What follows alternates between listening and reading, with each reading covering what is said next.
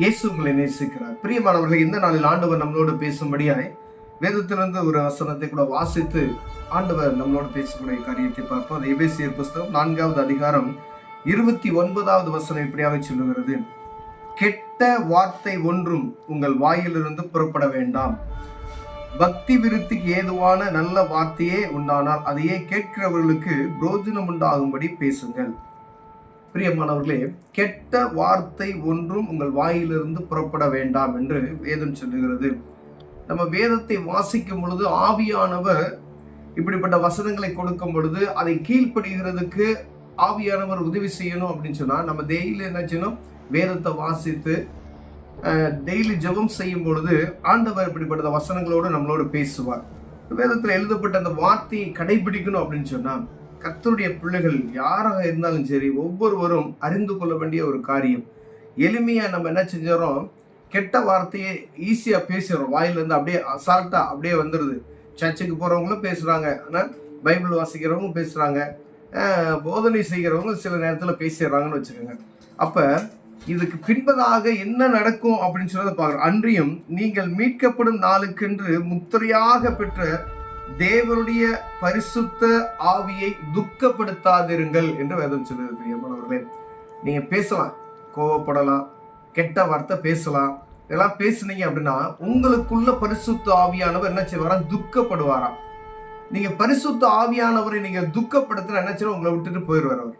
அதாவது ஒரு மனிதனுக்குள்ள பிசாசு உள்ள வரும்போது தெரியாதான், ஆனா போகும்போது என்ன செய்யும் பார்த்தீங்கன்னா அலக்களித்து அவனை அவமானப்படுத்திட்டு வெளியே போகும். ஆனா ஒரு மனிதனுக்குள்ள பரிசுத்த ஆவியானவர் வரும்பொழுது அப்படி இருக்கும் பார்த்தீங்கன்னா மகிமையா இருக்கும். ஆனா போகும்போது நினைச்சு அமைதியா அப்படியே போயிடுவார். ஏன்னு கேட்டேன்னா, ஒரு மனிதனுக்குள்ள ஆவியானவர் கிரியை செய்யறாருன்னா அவனுடைய நடக்கைகளை வைத்துதான் நாம் பார்த்து கொள்ள முடியும்.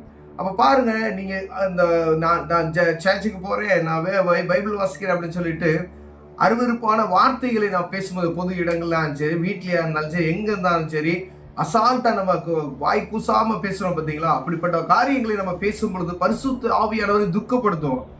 பரிசுத்த ஆவியானவர் நம்ம விட்டு போனதே நம்ம தெரியாதபடி என்ன செய்வோம்? அப்படியே அப்படியே ஏதோ கூட்டமா இருக்கிற மாதிரி தெரியும்.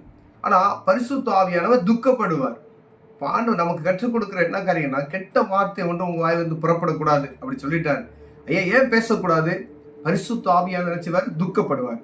பரிசுத்த ஆவியானவர் துக்கப்படக்கூடிய எந்த ஒரு காரியத்தை ஆண்டவர் செய்யக்கூடாது அப்படின்றார். பாத்துங்க, சகல விதமான கசப்பும், கோபமும், மூர்க்கமும், கூக்குரலும், தூசணமும் மற்ற எந்த துர்க்குணமும் என்ன செய்யணும்? விட்டு எடுத்து போடணும் அப்படின்னு சொன்னார். ஆண்டவருக்கு பிரியமில்லாத, பரிசுத்த ஆவியானுக்கு பிரியமில்லாத எந்த ஒரு காரியம் நமக்குள்ள இருக்குமே ஆனால் அதை அவர் துக்கப்படுத்தி கொண்டே இருக்கும். அவர் பார்த்துக்கிட்டே இருப்பார் நம்ம செய்யறத. ஒரு நாள் 2 நாள். இப்போ ஒரு ஒரு ஒரு உதாரணத்துக்கு ஒரு காரியத்தை கூட இந்த தேனி சொல்லுவாங்க பார்த்தீங்களா? அது தேனி கொட்டி கொட்டி கொட்டி கொட்டி என்ன ஆயிருமோ ஒரு நாள் அது அப்படியே அந்த வீரியமே இல்லாமல் என்ன ஆயிருப்போமோ அது தேனியாவே மாறி போன்ற மாதிரி நம்ம செய்யக்கூடிய சில தவறான காரியங்கள், அதை யாரும் கேட்கல, அதை யாரும் கண்டுக்கல, அதை பார்க்கல அப்படின்னு சொல்லிக்கிட்டே அப்படியே செய்து கொண்டே இருந்தா அது என்ன செய்யணுமா? அப்படியே நார்மலாக அது பாவமாவே நமக்கு தெரியாது. இந்த பேசுற கெட்ட வார்த்தையா இருந்தாலும் சரி, ஆண்டவருக்கு விரோதமாக கோபமா இருந்தாலும், துர்க்கரமாக தூசணமா இருந்தாலும் சரி, இப்படிப்பட்டதான காரியங்கள் அது அசால்ட்டா நமக்குள்ள போயிடும். ஆனா ஆண்டவர் துக்கப்படுவார், பரிசுத்த ஆவியானவர் துக்கப்படுவார் என்ற எண்ணம் உங்களுக்குள்ள எனக்குள்ள இருக்குமேனால் அதை செய்யாது இருப்போம். மனுஷன் அவனுக்கு பயப்படுறதை காட்டிலும் கடவுள் மேல பிரியமா இருப்பதே நலம். மனுஷனுக்கு பயப்படுகிற பயம் கண்ணியை வருவிக்குமா? கர்த்தருக்கு பயப்படுகிற பயம் பாருங்க, அது அறிவு உண்டாக்கும் வேதம் சொல்லுது. அப்ப மனுஷனுக்கு பயந்து அந்த காரியத்தை நினைச்சுன்னா அது கண்ணியை வருவாய்க்கும். இதை செஞ்சா ஆண்டவருக்கு பிரியம் இருக்காது அப்படின்னு சொல்லி நம்ம நடக்கும் பொழுது ஆண்டவருடைய நாம மகிமைப்படும். ஆண்டவர் உங்களை என்ன செய்வார்? உயர்த்த வல்லமையோட இருக்கிறார். ஒருவேளை இந்த பாவத்திலிருந்து இந்த காரியத்தை என்னால செய்ய முடியல அப்படின்னு சொன்னா தேவ சமூகத்துக்கு போய், ஆண்டவரை இந்த காரியத்தை என்னால விட முடியல, அவர்கிட்ட நீங்க கேட்கணும். என் நாமத்தினால எதை கேட்டாலும் நான் என்ன செய்வேன்? உங்களுக்கு தருவேன் என்று சொல்லியிருக்கிறார். அவருடைய நாமத்துல நீங்க எதை கேட்டாலும் தருவார். அப்ப நீங்க திருந்துவதற்கு ஒரு பரிசுத்த ஆவியானவரை துக்கப்படுத்தாத இருக்கக்கூடிய காரியத்துக்கு நீங்க கீழ்ப்படியும் பொழுது, அவருடைய கேட்கும் பொழுது ஆண்டவர் அது அருளாது இருப்பாரோ? ஒவ்வொரு நாளும் நம்ம பேசக்கூடிய வார்த்தைகளுக்கு கணக்கு கொடுக்கணும். பிரியமானவர்களே, கோவப்பட்டு என்ன செய்வோம்? குடும்பத்துக்குள்ள ஒரு சமாதானம் இல்லாம போயிடும். யார்ட்டையாவது நீங்க பேசக்கூடிய ஒரு மனிதன்ட்ட நீங்க பேசிக்கிட்டே இருந்தீங்கன்னு வச்சுக்கோங்களேன், ஒரு வார்த்தைக்கு நீங்க 2 அவர் விட்டுட்டீங்க அப்படின்னா பிரச்சனை இல்லை.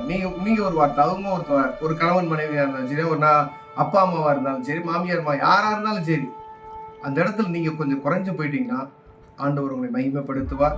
ஒரு சமாதானம் அந்த இடத்துல வரும். ஆண்டவர் இருக்கிற இடம் சமாதானமா இருக்கும். பிரியமானவர்களே, கண்களை மூடுவோம், ஜெபம் செய்வோம்.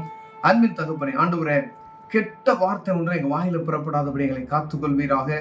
பரிசுத்த ஆவியானவரை துக்கப்படுத்துகிற எந்த ஒரு காரியம் எங்க வாழ்க்கையில இல்லாதபடி எங்களை காத்துக்கொள்வீராக நாங்கள் ஜெபிக்கிறோம். இயேசுவின் நாமத்தில் பிதாவே, ஆமென்.